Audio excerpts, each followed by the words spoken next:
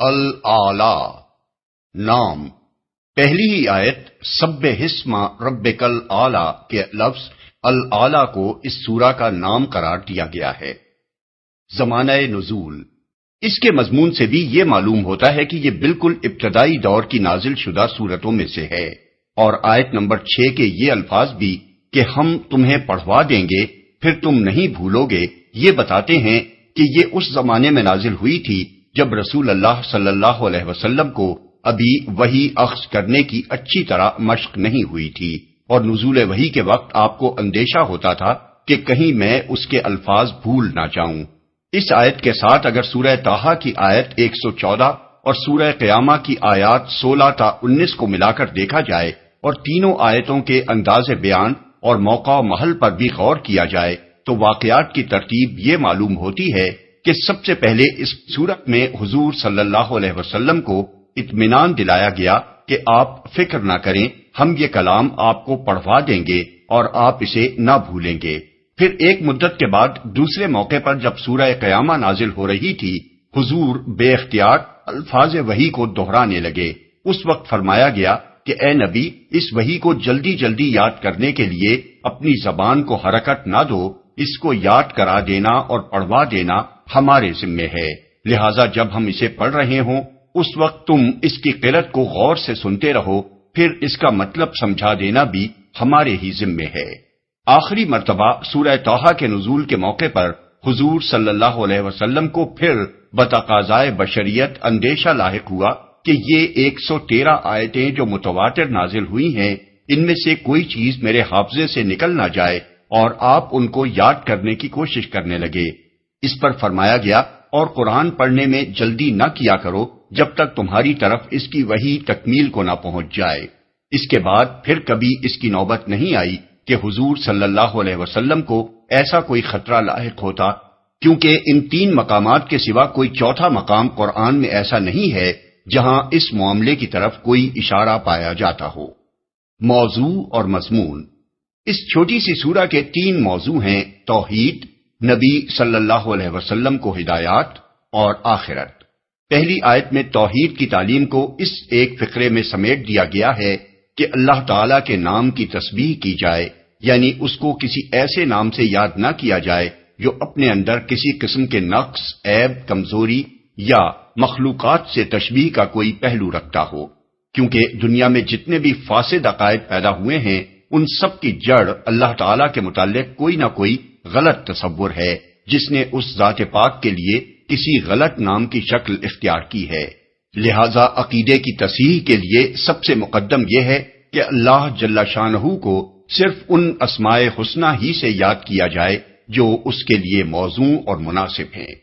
اس کے بعد 3 آیتوں میں بتایا گیا ہے کہ تمہارا رب جس کے نام کی تسبیح کا حکم دیا جا رہا ہے وہ ہے جس نے کائنات کی ہر چیز کو پیدا کیا، اس کا تناسب قائم کیا، اس کی تقدیر بنائی، اسے وہ کام انجام دینے کی راہ بتائی جس کے لیے وہ پیدا کی گئی ہے، اور تم اپنی آنکھوں سے اس کی قدرت کا یہ کرشمہ دیکھ رہے ہو کہ وہ زمین پر نباتات کو پیدا بھی کرتا ہے اور پھر انہیں خس و خاشاک بھی بنا دیتا ہے۔ کوئی ہستی نہ بہار لانے پر قادر ہے نہ خزاں کو آنے سے روک سکتی ہے۔ پھر 2 آیتوں میں رسول اللہ صلی اللہ علیہ وسلم کو ہدایت فرمائی گئی ہے کہ آپ اس فکر میں نہ پڑیں کہ یہ قرآن جو آپ پر نازل کیا جا رہا ہے یہ لفظ بلفظ آپ کو یاد کیسے رہے گا، اس کو آپ کے حافظے میں محفوظ کر دینا ہمارا کام ہے، اور اس کا محفوظ رہنا آپ کے کسی ذاتی کمال کا نتیجہ نہیں بلکہ ہمارے فضل کا نتیجہ ہے، ورنہ ہم چاہیں تو اسے بھلا دیں۔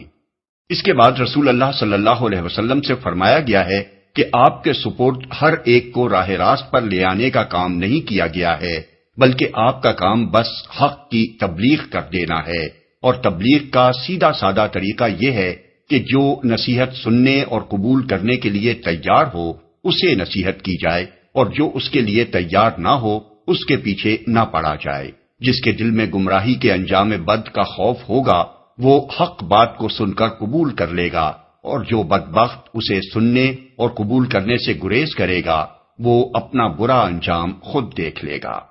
آخر میں کلام کو اس بات پر ختم کیا گیا ہے کہ فلاح صرف ان لوگوں کے لیے ہے جو عقائد، اخلاق اور اعمال کی پاکیزگی اختیار کریں اور اپنے رب کا نام یاد کر کے نماز پڑھیں، لیکن لوگوں کا حال یہ ہے کہ انہیں ساری فکر بس اسی دنیا کے آرام و آسائش اور فائدوں اور لذتوں کی ہے، حالانکہ اصل فکر آخرت کی ہونی چاہیے، کیونکہ دنیا فانی ہے اور آخرت باقی، اور دنیا کی نعمتوں سے آخرت کی نعمتیں بدرجہ بڑھ کر ہیں۔ یہ حقیقت صرف قرآن ہی میں نہیں بتائی جا رہی ہے، بلکہ حضرت ابراہیم علیہ السلام اور حضرت موسیٰ علیہ السلام کے صحیفوں میں بھی انسان کو اسی حقیقت سے آگاہ کیا گیا تھا۔ بسم اللہ الرحمن الرحیم، شروع اللہ کے نام سے جو رحمان و رحیم ہے۔ سبح اسم ربک الاعلی الذی خلق فسوى والذی قدر فہدى والذی اخرج المرعى فجعله غثاء احوى۔ اے نبی، اپنے رب برتر کے نام کی تسبیح کرو، جس نے پیدا کیا اور تناسب قائم کیا، جس نے تقدیر بنائی پھر راہ دکھائی، جس نے نباتات اگائی پھر ان کو سیاہ کوڑا کرکٹ بنا دیا۔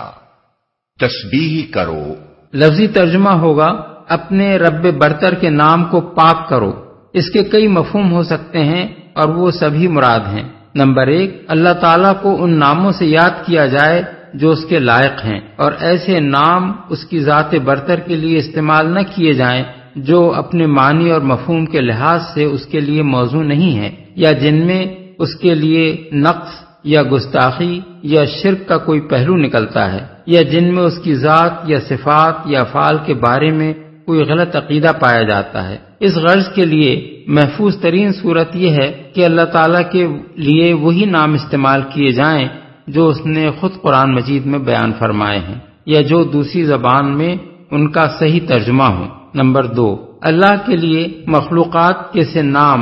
یا مخلوقات کے لیے اللہ کے ناموں جیسے نام استعمال نہ کیے جائیں، اور اگر کچھ صفاتی نام ایسے ہوں جو اللہ تعالیٰ کے لیے خاص نہیں ہیں بلکہ بندوں کے لیے بھی ان کا استعمال جائز ہے، مثلا رؤوف، رحیم، کریم، سمیع، بصیر وغیرہ، تو ان میں یہ احتیاط ملحوظ رہنی چاہیے کہ بندے کے لیے ان کا استعمال اس طریقے پر نہ ہو جس طرح اللہ کے لیے ہوتا ہے۔ نمبر 3، اللہ کا نام ادب اور احترام کے ساتھ لیا جائے، کسی ایسے طریقے پر یا ایسی حالت میں نہ لیا جائے جو اس کے احترام کے منافی ہو، مثلا ہنسی مذاق میں یا بیت الخلاء میں، یا کوئی گناہ کرتے ہوئے اس کا نام لینا، یا ایسے لوگوں کے سامنے اس کا ذکر کرنا جو اسے سن کر گستاخی پر اتر آئیں، یا ایسی مجلسوں میں اس کا نام لینا جہاں لوگ بےہودگیوں میں مشغول ہوں اور اس کا ذکر سن کر مذاق میں اڑا دیں، یا ایسے موقع پر اس کا نام پاک زبان پر لانا جہاں اندیشہ ہو کہ سننے والا اسے ناگواری کے ساتھ سنے گا۔ امام مالک کے حالات میں منقول ہے کہ جب کوئی سائل ان سے کچھ مانگتا اور وہ اس وقت اسے کچھ نہ دے سکتے تو عام لوگوں کی طرح اللہ دے گا نہ کہتے، بلکہ کسی اور طرح معذرت کر دیتے تھے۔ لوگوں نے اس کا سبب پوچھا تو انہوں نے کہا کہ سائل کو جب کچھ نہ دیا جائے اور اس سے معذرت کر دی جائے تو لا محالہ اسے ناگوار ہوتا ہے۔ ایسے موقع پر میں اللہ کا نام لینا مناسب نہیں سمجھتا کہ کوئی شخص اسے ناگواری کے ساتھ سنے۔ احادیث میں حضرت عقبہ بن عامر جوہنی سے منقول ہے کہ رسول اللہ صلی اللہ علیہ وسلم نے سجدے میں سبحان ربی الاعلی پڑھنے کا حکم اسی آیت کی بنا پر دیا تھا، اور رکوع میں سبحان ربی العظیم پڑھنے کا جو طریقہ حضور نے مقرر فرمایا تھا وہ سورہ واقعہ کی آخری آیت فسبح بسم ربک العظیم پر مبنی تھا۔ بحوالہ مسند احمد، ابو داؤد، ابن ماجہ، ابن حبان، حاکم، ابن المنذر۔ تناسب قائم کیا یعنی زمین سے آسمانوں تک کائنات کی ہر چیز کو پیدا کیا، اور جو چیز بھی پیدا کی اسے بالکل راست اور درست بنایا، اس کا توازن اور تناسب ٹھیک ٹھیک قائم کیا، اس کو ایسی صورت پر پیدا کیا کہ کہ اس جیسی چیز کے لیے اس سے بہتر صورت کا تصور نہیں کیا جا سکتا۔ یہی بات ہے جو سورہ سجدہ میں یوں بیان فرمائی گئی ہے کہ الذی احسن کل شیء خلقہ، آیت 7، یعنی جس نے ہر چیز جو بنائی خوب ہی بنائی۔ اس طرح دنیا کی تمام اشیاء کا موزوں اور متناسب پیدا ہونا خود اس امر کی صریح علامت ہے کہ کوئی صانع حکیم ان سب کا خالق ہے۔ کسی اتفاقی حادثے سے یا بہت سے خالقوں کے عمل سے کائنات کے ان بے شمار اجزاء کی تخلیق میں یہ سلیقہ اور مجموعی طور پر ان سب اجزاء کے اجتماع سے کائنات میں یہ حسن و جمال پیدا نہ ہو سکتا تھا۔ تقدیر بنائی، یعنی ہر چیز کے پیدا کرنے سے پہلے یہ طے کر دیا کہ اسے دنیا میں کیا کام کرنا ہے اور اس کام کے لیے اس کی مقدار کیا ہو، اس کی شکل کیا ہو، اس کی صفات کیا ہوں، اس کا مقام کس جگہ ہو، اس کے لیے بقا اور قیام اور فعل کے لیے کیا مواقع اور ذرائع فراہم کیے جائیں، کس وقت وہ وجود میں آئے، کب تک اپنے حصے کا کام کرے اور کب کس طرح ختم ہو جائے۔ اس پوری اسکیم کا مجموعی نام اس کی تقدیر ہے، اور یہ تقدیر اللہ تعالیٰ نے کائنات کی ہر چیز کے لیے اور مجموعی طور پر پوری کائنات کے لیے بنائی ہے۔ اس کے معنی یہ ہیں کہ تخلیق کسی پیشگی منصوبے کے بغیر کچھ یوں ہی الٹپ نہیں ہو گئی ہے، بلکہ اس کے لیے ایک پورا منصوبہ خالق کے پیش نظر تھا، اور سب کچھ اس منصوبے کے مطابق ہو رہا ہے۔ راہ دکھائی، یعنی کسی چیز کو بھی محض پیدا کر کے چھوڑ نہیں دیا، بلکہ جو چیز بھی جس کام کے لیے پیدا کی اسے اس کام کے انجام دینے کا طریقہ بتایا۔ بالفاظ دیگر وہ محض خالق ہی نہیں ہے، ہادی بھی ہے۔ اس نے یہ ذمہ لیا ہے کہ جو چیز جس حیثیت میں اس نے پیدا کی ہے اس کو ویسی ہدایت دے جس کے وہ لائق ہے، اور اسی طریقے سے ہدایت دے جو اس کے لیے موزوں ہے۔ ایک قسم کی ہدایت زمین اور چاند اور سورج اور تاروں اور سیاروں کے لیے ہے جس پر وہ سب چل رہے ہیں اور اپنے حصے کا کام انجام دے رہے ہیں۔ ایک اور قسم کی ہدایت پانی اور ہوا اور روشنی اور جمادات و معدنیات کے لیے ہے، جس کے مطابق وہ ٹھیک وہی خدمات بجا لا رہے ہیں جن کے لیے انہیں پیدا کیا گیا ہے۔ ایک اور قسم کی ہدایت نباتات کے لیے ہے، جس کی پیروی میں وہ زمین کے اندر اپنی جڑیں نکالتے اور پھیلاتے ہیں، اس کی تہوں سے پھوٹ کر نکلتے ہیں، جہاں جہاں اللہ نے ان کے لیے غذا پیدا کی ہے وہاں سے اس کو حاصل کرتے ہیں، تنے، شاخیں، پتیاں، پھل پھول لاتے ہیں اور وہ کام پورا کرتے ہیں جو ان میں سے ہر ایک کے لیے مقرر کر دیا گیا ہے۔ ایک اور قسم کی ہدایت خشکی، تری اور ہوا کے حیوانات کی بے شمار انواع اور ان کے ہر فرد کے لیے ہے، جس کے حیرت انگیز مظاہر جانوروں کی زندگی اور ان کے کاموں میں علانیہ نظر آتے ہیں، حتیٰ کہ ایک دہریہ بھی یہ بات ماننے پر مجبور ہو جاتا ہے کہ مختلف قسم کے جانوروں کو کوئی ایسا الہامی علم حاصل ہے جو انسان کو اپنے حواس و درکنار اپنے آلات کے ذریعے سے بھی حاصل نہیں ہوتا۔ پھر انسان کے لیے دو الگ الگ نوعیتوں کی ہدایتیں ہیں جو اس کی دو الگ حیثیتوں سے مطابقت رکھتی ہیں۔ ایک وہ ہدایت جو اس کی حیوانی زندگی کے لیے ہے، جس کی بدولت ہر بچہ پیدا ہوتے ہی دودھ پینا سیکھ لیتا ہے، جس کے مطابق انسان کی آنکھ، ناک، کان، دل، دماغ، پھیپھڑے، گردے، جگر، معدہ، آنتیں، اعصاب، رگیں اور شریانیں سب اپنا اپنا کام کیے جا رہے ہیں، بغیر اس کے کہ انسان کو اس کا شعور ہو یا اس کے ارادے کا ان اعضاء کے کاموں میں کوئی دخل ہو۔ یہی ہدایت ہے جس کے تحت انسان کے اندر بچپن، بلوغ، جوانی، کہولت اور بڑھاپے کے وہ سب جسمانی اور ذہنی تغیرات ہوتے چلے جاتے ہیں جو اس کے ارادے اور مرضی بلکہ شعور کے بھی محتاج نہیں ہیں۔ دوسری ہدایت انسان کی عقلی اور شعوری زندگی کے لیے ہے، جس کی نوعیت غیر شعوری زندگی کی ہدایت سے قطعاً مختلف ہے، کیونکہ اس شعبہ حیات میں انسان کی طرف ایک قسم کا اختیار منتقل کیا گیا ہے جس کے لیے ہدایت کا وہ طریقہ موزوں نہیں ہے جو بے اختیارانہ زندگی کے لیے موزوں ہے۔ انسان اس آخری قسم کی ہدایت سے منہ موڑنے کے لیے خواہ کتنی ہی حجت بازیاں کرے، لیکن یہ بات ماننے کے لائق نہیں ہے کہ جس خالق نے اس ساری کائنات میں ہر چیز کے لیے اس کی ساخت اور حیثیت کے مطابق ہدایت کا انتظام کیا ہے، اس نے انسان کے لیے یہ تقدیر تو بنا دی ہوگی کہ وہ اس کی دنیا میں اپنے اختیار سے تصرفات کرے، مگر اس کو یہ بتانے کا کوئی انتظام نہ کیا ہوگا کہ اس اختیار کے استعمال کی صحیح صورت کیا ہے اور غلط صورت کیا۔ नबातात उगाई।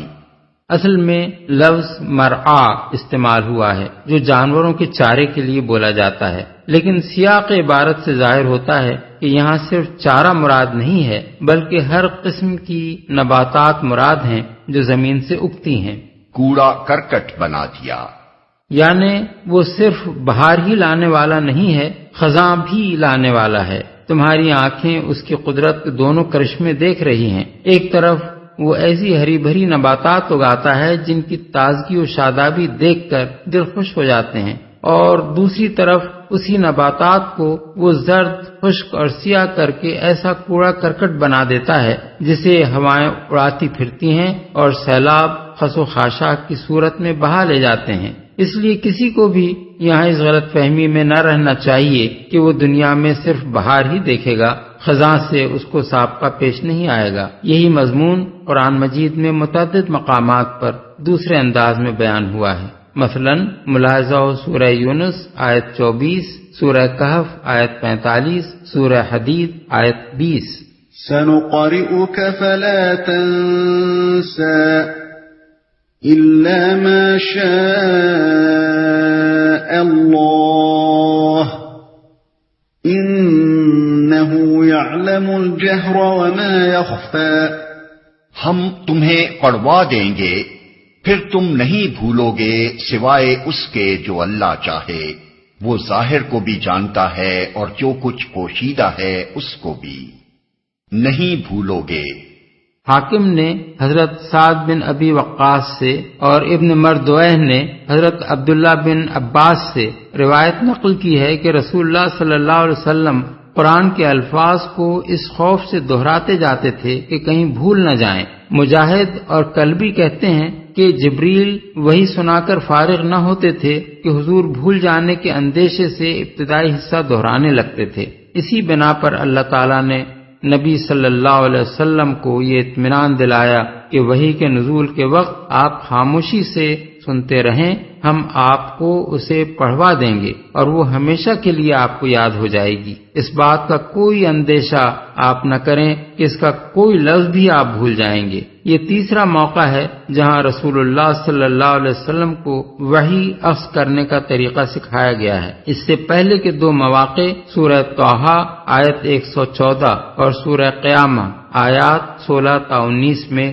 گزر چکے ہیں۔ اس آیت سے یہ بات ثابت ہوتی ہے کہ قرآن جس طرح معجزے کے طور پر حضور صلی اللہ علیہ وسلم پر نازل کیا گیا تھا، اسی طرح معجزے کے طور پر ہی اس کا لفظ لفظ آپ کے حافظے میں محفوظ بھی کر دیا گیا تھا، اور اس بات کا کوئی امکان باقی نہیں رہنے دیا گیا تھا کہ آپ اس میں سے کوئی چیز بھول جائیں یا اس کے کسی لفظ کی جگہ کوئی دوسرا ہم معنی لفظ آپ کی زبان مبارک سے ادا ہو جائے۔ جو اللہ چاہے۔ اس فقرے کے دو مطلب ہو سکتے ہیں، ایک یہ کہ پورے قرآن کا لفظ بلفظ آپ کے حافظے میں محفوظ ہو جانا آپ کی اپنی قوت کا کرشمہ نہیں ہے بلکہ اللہ کے فضل اور اس کی توفیق کا نتیجہ ہے، ورنہ اللہ چاہے تو اسے بھلا سکتا ہے۔ یہ وہی مضمون ہے جو دوسری جگہ قرآن مجید میں یوں بیان کیا گیا ہے، وَلَئِن شِئْنَا لَنَذْهَبَنَّ بِالَّذِي أَوْحَيْنَا إِلَيْكَ، سورہ بنی اسرائیل آیت 86، یعنی اگر ہم چاہیں تو وہ سب کچھ تم سے چھین لیں جو ہم نے وحی کے ذریعے سے تمہیں عطا کیا ہے۔ دوسرا مطلب یہ بھی ہو سکتا ہے کہ کبھی وقتی طور پر آپ کو نسیان لاحق ہو جانا اور آپ کا کسی آیت یا لفظ کو کسی وقت بھول جانا اس وعدے سے مستثنا ہے۔ وعدہ جس بات کا کیا گیا ہے وہ یہ ہے کہ آپ مستقل طور پر قرآن کے کسی لفظ کو نہیں بھول جائیں گے۔ اس مفہوم کی تائید صحیح بخاری کی اس روایت سے ہوتی ہے کہ ایک مرتبہ صبح کی نماز پڑھاتے ہوئے رسول اللہ صلی اللہ علیہ وسلم قرأت کے دوران میں ایک آیت چھوڑ گئے۔ نماز کے بعد حضرت ابی بن کعب نے پوچھا، کیا یہ آیت منسوخ ہو چکی ہے؟ حضور نے فرمایا، نہیں، میں بھول گیا تھا۔ جو کچھ پوشیدہ ہے اس کو بھی۔ ویسے تو یہ الفاظ عام ہیں اور ان کا مطلب یہ ہے کہ اللہ ہر چیز کو جانتا ہے، خواہ وہ ظاہر ہو یا مخفی، لیکن جس سلسلہ کلام میں یہ بات ارشاد ہوئی ہے اس کو ملحوظ رکھتے ہوئے دیکھا جائے تو اس کا مطلب یہ معلوم ہوتا ہے کہ آپ جو قرآن کو جبریل علیہ السلام کے ساتھ ساتھ پڑھتے جا رہے ہیں اس کا بھی اللہ کو علم ہے، اور بھول جانے کے جس خوف کی بنا پر آپ ایسا کر رہے ہیں وہ بھی اللہ کے علم میں ہے، اس لیے آپ کو یہ اطمینان دلایا جا رہا ہے کہ آپ اسے بھولیں گے نہیں۔ وَنُيَسِّرُكَ لِلْيُسْرَىٰ فَذَكِّرْ إِن نَّفَعَتِ الذِّكْرَىٰ، اور ہم تمہیں آسان طریقے کی سہولت دیتے ہیں، لہذا تم نصیحت کرو اگر نصیحت نافع ہو۔ عام طور پر مفسرین نے ان دو فقروں کو الگ الگ سمجھا ہے۔ پہلے فقرے کا مطلب انہوں نے یہ لیا ہے کہ ہم تمہیں ایک آسان شریعت دے رہے ہیں جس پر عمل کرنا سہل ہے، اور دوسرے فقرے کا یہ مطلب لیا ہے کہ نصیحت کرو اگر وہ نافع ہو۔ لیکن ہمارے نزدیک فذکر کا لفظ دونوں فقروں کو باہم مربوط کرتا ہے، اور بعد کے فقرے کا مضمون پہلے فقرے کے مضمون پر مترتب ہوتا ہے۔ اس لیے ہم اس ارشاد الہی کا مطلب یہ سمجھتے ہیں کہ اے نبی، ہم تبلیغ دین کے معاملے میں تم کو کسی مشکل میں نہیں ڈالنا چاہتے کہ تم بہروں کو سناؤ اور اندھوں کو راہ دکھاؤ، بلکہ ایک آسان طریقہ تمہارے لیے میسر کیے دیتے ہیں، اور وہ یہ ہے کہ نصیحت کرو جہاں تمہیں یہ محسوس ہو کہ کوئی اس سے فائدہ اٹھانے کے لیے تیار ہے۔ اب رہی یہ بات کہ کون اس سے فائدہ اٹھانے کے لیے تیار ہے اور کون نہیں ہے، تو ظاہر ہے اس کا پتہ تبلیغ عام ہی سے چل سکتا ہے۔ اس لیے عام تبلیغ تو جاری رکھنی چاہیے، مگر اس سے تمہارا مقصود یہ ہونا چاہیے کہ اللہ کے بندوں میں سے ان لوگوں کو تلاش کرو جو اس سے فائدہ اٹھا کر راہ راست اختیار کر لیں۔ یہی لوگ تمہاری نگاہ التفات کے مستحق ہیں، اور انہی کی تعلیم و تربیت پر تمہیں توجہ صرف کرنا چاہیے۔ ان کو چھوڑ کر ایسے لوگوں کے پیچھے پڑنے کی تمہیں کوئی ضرورت نہیں ہے جن کے متعلق تجربے سے تمہیں معلوم ہو جائے کہ وہ کوئی نصیحت قبول نہیں کرنا چاہتے۔ یہ قریب قریب وہی مضمون ہے جو سورہ عبسہ میں دوسرے طریقے سے یوں بیان فرمایا گیا ہے کہ جو شخص بے پرواہی برتتا ہے اس کی طرف تو تم توجہ کرتے ہو، حالانکہ اگر وہ نہ سدھرے تو تم پر اس کی کیا ذمہ داری ہے، اور جو خود تمہارے پاس دوڑا آتا ہے اور وہ ڈر رہا ہوتا ہے اس سے تم بے رخی برتتے ہو، ہرگز نہیں۔ یہ تو ایک نصیحت ہے، جس کا جی چاہے اسے قبول کرے۔ آیات 5 تا 12۔ سَيَذَّكَّرُ مَن يَخْشَىٰ وَيَتَجَنَّبُهَا الْأَشْقَى الَّذِي يَصْلَى النَّارَ الْكُبْرَىٰ ثُمَّ لَا يَمُوتُ فِيهَا وَلَا يَحْيَىٰ، جو شخص ڈرتا ہے وہ نصیحت قبول کر لے گا، اور اس سے گریز کرے گا وہ انتہائی بدبخت جو بڑی آگ میں جائے گا، پھر نہ اس میں مرے گا نہ جیے گا۔ نصیحت قبول کر لے گا یعنی جس شخص کے دل میں خدا کا خوف اور انجام بد کا اندیشہ ہوگا، اسی کو یہ فکر ہوگی کہ کہیں میں غلط راستے پر تو نہیں جا رہا ہوں، اور وہی اللہ کے اس بندے کی نصیحت کو توجہ سے سنے گا جو اسے ہدایت اور گمراہی کا فرق اور فلاح و سعادت کا راستہ بتا رہا ہو۔ مرے گا نہ جیے گا، یعنی نہ اسے موت ہی آئے گی کہ عذاب سے چھوٹ جائے، اور نہ جینے کی طرح جیے گا کہ زندگی کا کوئی لطف اسے حاصل ہو۔ یہ سزا ان لوگوں کے لیے ہے جو سرے سے اللہ اور اس کے رسول کی نصیحت کو قبول ہی نہ کریں اور مرتے دم تک کفر و شرک یا دہریت پر قائم رہیں۔ رہے وہ لوگ جو دل میں ایمان رکھتے ہوں مگر اپنے برے اعمال کی بنا پر جہنم میں ڈالے جائیں، تو ان کے متعلق احادیث میں آیا ہے کہ جب وہ اپنی سزا بھگت لیں گے تو اللہ تعالیٰ انہیں موت دے دے گا، پھر ان کے حق میں شفاعت قبول کی جائے گی، اور ان کی جلی ہوئی لاشیں جنت کی نہروں پر لا کر ڈالی جائیں گی، اور اہل جنت سے کہا جائے گا کہ ان پر پانی ڈالو، اور اس پانی سے وہ اس طرح جی اٹھیں گے جیسے نباتات پانی پڑنے سے اگاتی ہیں۔ یہ مضمون رسول اللہ صلی اللہ علیہ وسلم سے مسلم میں حضرت ابو سعید خدری اور بزار میں حضرت ابو ہریرہ کے حوالے سے منقول ہوا ہے۔ قد افلح من تزكى وذكر اسم ربه فصلى، فلاح پا گیا وہ جس نے پاکیزگی اختیار کی اور اپنے رب کا نام یاد کیا پھر نماز پڑھی۔ پاکیزگی اختیار کی پاکیزگی سے مراد ہے کفر و شرک چھوڑ کر ایمان لانا، برے اخلاق کو چھوڑ کر اچھے اخلاق اختیار کرنا اور برے اعمال کو چھوڑ کر نیک اعمال کرنا۔ فلاح سے مراد دنیاوی خوشحالی نہیں ہے بلکہ حقیقی کامیابی ہے، خواہ دنیا کی خوشحالی اس کے ساتھ میسر ہو یا نہ ہو۔ رب کا نام یاد کیا، یاد سے مراد دل میں بھی اللہ کو یاد کرنا ہے اور زبان سے بھی اس کا ذکر کرنا ہے۔ دونوں چیزیں ذکر الہی کی تعریف میں آتی ہیں۔ نماز پڑھی، یعنی صرف یاد کر کے رہ نہیں گیا بلکہ نماز کی پابندی اختیار کر کے اس نے ثابت کر دیا کہ جس خدا کو وہ اپنا خدا مان رہا ہے اس کی اطاعت کے لیے وہ عملاً تیار ہے اور اس کو ہمیشہ یاد کرتے رہنے کا اہتمام کر رہا ہے۔ اس آیت میں الگ ترتیب دو باتوں کا ذکر کیا گیا ہے، پہلے اللہ کو یاد کرنا، پھر نماز پڑھنا۔ اسی کے مطابق یہ طریقہ مقرر کیا گیا ہے کہ اللہ اکبر کہہ کر نماز کی ابتدا کی جائے۔ یہ من جملہ ان شواہد کے ہے جن سے معلوم ہوتا ہے کہ نماز کا جو طریقہ رسول اللہ صلی اللہ علیہ وسلم نے بتایا ہے اس کے تمام اجزاء قرآنی اشارات پر مبنی ہیں، مگر اللہ کے رسول کے سوا ان اشارات کو جمع کر کے کوئی شخص بھی نماز کی یہ حد ترتیب نہیں دے سکتا تھا۔ بل تؤثرون الحياة الدنيا والآخرة خير وأبقى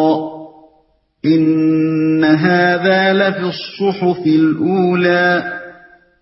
صحف إبراهيم وموسى۔ مگر تم لوگ دنیا کی زندگی کو ترجیح دیتے ہو، حالانکہ آخرت بہتر ہے اور باقی رہنے والی ہے۔ یہی بات پہلے آئے ہوئے صحیفوں میں بھی کہی گئی تھی، ابراہیم اور موسیٰ کے صحیفوں میں۔ دنیا کی زندگی کو ترجیح دیتے ہو، یعنی تم لوگوں کی ساری فکر بس دنیا اور اس کی راحت و آسائش اور اس کے فائدوں اور لذتوں کے لیے ہے۔ یہاں جو کچھ حاصل ہو جائے تم سمجھتے ہو کہ بس وہی اصل فائدہ ہے جو تمہیں حاصل ہو گیا، اور یہاں جس چیز سے محروم رہے تمہارا خیال ہے کہ بس وہی اصل نقصان ہے جو تمہیں پہنچ گیا۔ باقی رہنے والی ہے، یعنی آخرت دو حیثیتوں سے دنیا کے مقابلے میں قابل ترجیح ہے۔ ایک یہ کہ اس کی راحتیں اور لذتیں دنیا کی تمام نعمتوں سے بڑھ کر ہیں، اور دوسرے یہ کہ دنیا فانی ہے اور آخرت باقی۔ ابراہیم اور موسیٰ کے صحیفوں میں، یہ دوسرا مقام ہے جہاں قرآن میں حضرت ابراہیم اور حضرت موسیٰ کے صحیفوں کی تعلیم کا حوالہ دیا گیا ہے۔ اس سے پہلے سورہ نجم رکوع 3 میں ایک حوالہ گزر چکا ہے۔